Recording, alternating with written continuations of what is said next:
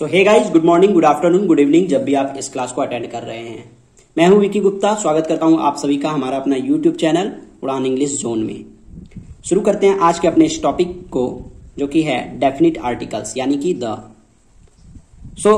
पिछले क्लास में जब हमने इनडेफिनिट आर्टिकल्स यानी एन को पढ़ा था, तो उस टाइम पर मैंने इंट्रोडक्शन दिया था कि डेफिनिट आर्टिकल्स क्या होता है, इनडेफिनिट आर्टिकल्स क्या है और क्यों ये नाम है। बट आज फिर मैं डेफिनिट आर्टिकल्स के इस क्लास में बता देना चाहता हूं और कुछ एग्जांपल्स के साथ, ताकि आपको पूरी तरह से क्लियर हो जाए। दोस्तों, डेफिनिट का मतलब होता है निश्चित, इनडेफिनिट का मतलब अनिश्चित। मैं एक एग्जांपल देता हूं। जैसे दूर में मुझे एक लड़का दिखा और मैंने कहा ही इज अ बॉय। मैंने क्या कहा? He is a boy. लेकिन अगर मैं कहता ही इज द बॉय, तो उसमें क्या अंतर होता? यानी एक बार कहा अगर ही इज अ बॉय और ही इज द बॉय, दोनों में क्या अंतर है? अर्थ में अंतर है, लेकिन समझना है कि क्या अंतर है। कि एक बार वो लड़का अगर दिखा और उसके बारे में मुझे कुछ पता नहीं है, वो एक कोई भी जनरल लड़का दिख गया कोई, तो वहां पर ही इज अ बॉय बोले, यानी कि वो जो लड़का है, बॉय जो है, ये अनिश्चित के दायरे में आ रहा है। समझ रहे हैं? ये इनडिफिनिट के दायरे में आ रहा है, इसके बारे में हमको कुछ पता नहीं है, तो अ बॉय बोले। लेकिन अगर उस लड़के के बारे में पहले से कुछ पता है, देखो क्या होता है, आप ध्यान से समझेंगे कि जब कुछ कोई बोल रहा है तो कम्युनिकेशन के सेंस में, यानी कि जब बोलने वाला होता है और सुनने वाला होता है, कम्युनिकेशन में दो जन होता है ना, वक्ता और श्रोता। वक्ता को इंग्लिश में क्या बोलते हैं? स्पीकर। और श्रोता को इंग्लिश में क्या बोलते हैं? लिसनर। आपको पता होना चाहिए ये छोटी छोटी चीजें, कि वक्ता को इंग्लिश में बोलते हैं स्पीकर और श्रोता को इंग्लिश में बोलते हैं लिसनर। तो वक्ता जब श्रोता से बात कर रहा है और उस टाइम पर, ठीक है, वो किसी नाउन के बारे में कुछ बोला जिसके बारे में पहले से वक्ता को भी पता है और श्रोता को भी पता है, तो वहां पर वो नाउन के आगे में द करके बोलेगा। लेकिन जिस टाइम पर वक्ता यानी कि स्पीकर कुछ बोल रहा है ऐसे नाउन के बारे में जिसके बारे में पहले से लिसनर को पता नहीं है, लिसनर यानी कि श्रोता को पता नहीं है, तो वहां पर वो क्या बोलता है? ए लगा करके बोल देता है। एक जनरल केस हो गया। जैसे ए बॉय बोले और द बॉय, दोनों में क्या अंतर है? ए बॉय का मतलब एक लड़का, यानी कि इसको दूसरी तरफ से बोले तो कोई लड़का, कोई एक लड़का। अगर द बॉय बोल दिए तो कोई निश्चित लड़का, कोई खास लड़का, कोई ऐसा लड़का। जैसे मैं बोलता हूं कि अ बॉय इज क्राइंग, इसका मतलब है कि कोई लड़का रो रहा है। अ बॉय इज क्राइंग, कोई लड़का रो रहा है। लेकिन अगर बोले द बॉय इज क्राइंग, यानी कि ये लड़का रो रहा है, कोई लड़का है मेरे पास, वो रो रहा है। समझे? इसी को आकर के हम बोले कि द बॉय इज क्राइंग, तो इसका मतलब वो उसको ही पता है कि कौन लड़का है, वो रो रहा है। ठीक है? तो जैसे एक काव बोल दिए तो कोई गाय है, उसको एक काव बोल दिए जनरली।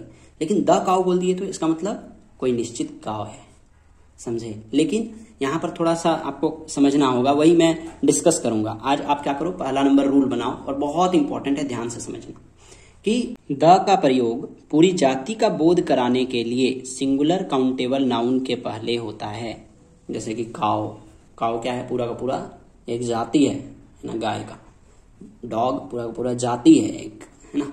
अच्छा, बॉय, बॉय का अपना जाति है, बॉय एक वर्ड। लेकिन आप समझो कि खास करके एनिमल्स में ऐसा होता है कि सिंगुलर कॉमन नाउन का यूज करते हैं पूरा का पूरा जाति को के बारे में कुछ बोलने के लिए। जैसे कि the cow is a pet animal, तो क्या एक गाय के बारे में बोले कि वह पालतू जानवर है? नहीं, पूरी जाति के बारे में बोले।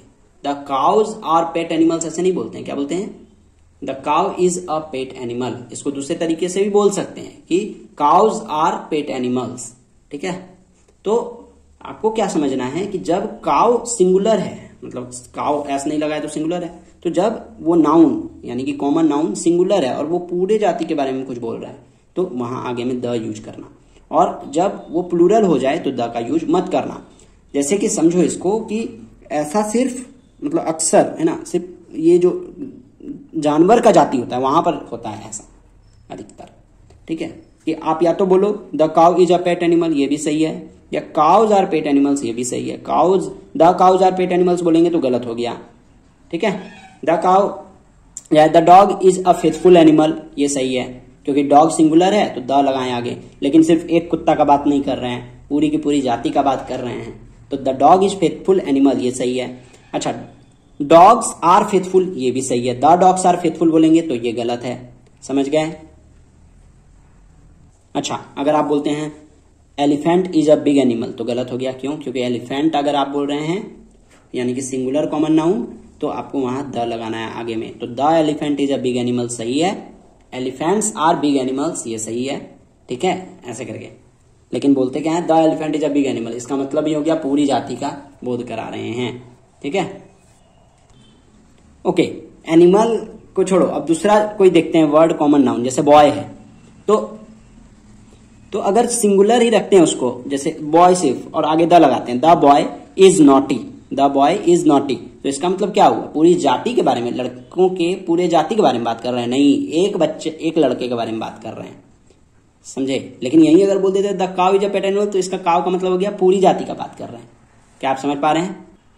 तो द बॉय इज नॉटी मतलब एक लड़का नॉटी है, लेकिन बॉयज आर नॉटी बोल दिए तो यानी कि लड़के नॉटी होते हैं, यानी कि पूरा पूरा लड़के का जाति के बारे में बात कर रहे हैं, ठीक है, ठीक है। तो इसलिए मैंने कहा कि ये जानवरों में ज्यादा होता है कि वो कॉमन नाउन सिंगुलर में ही पूरे जाति का बोध करवा देता है, ठीक है। द काउ बोलो, द डॉग बोलो, है ना, द हॉर्स, ऐसे करके।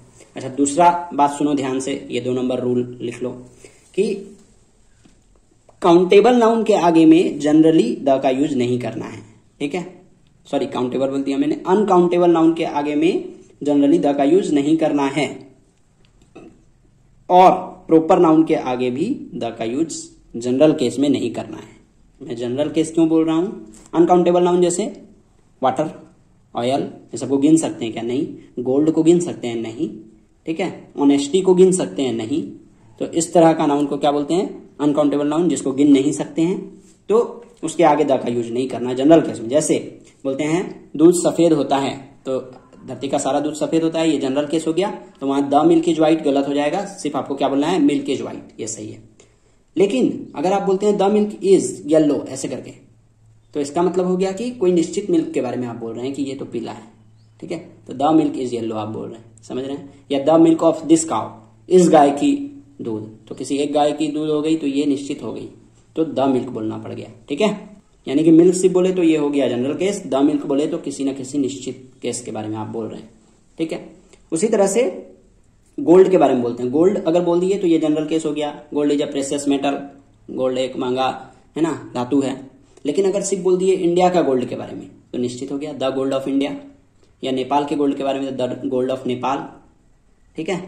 अच्छा, इसी तरह से जैसे बोलते हैं ऑयल फ्लोट्स ऑन वाटर, पानी मतलब तेल पानी में तैरता है, तो ये हो गया जनरल केस। लेकिन अगर बोल दिए the oil of this bottle, ठीक है, इस बॉटल का ऑयल है ना, तो ये निश्चित का सेंस आ रहा है, इसलिए द का यूज कर रहे हैं।